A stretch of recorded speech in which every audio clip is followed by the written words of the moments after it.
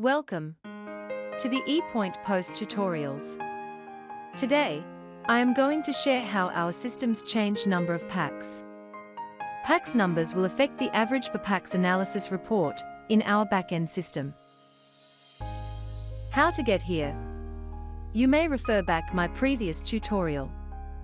Let's get started. First, you must recall back your customer seated table number. Current receipt now packs numbers is 2. Hit the recall button.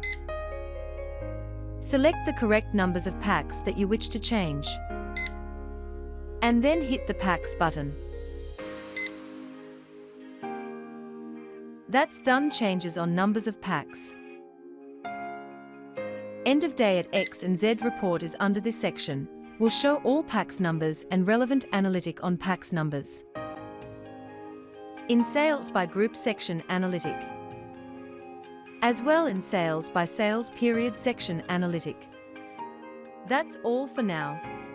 Be sure to check out with others tutorials. Remember to like, share and following us in Facebook. Thanks for watching.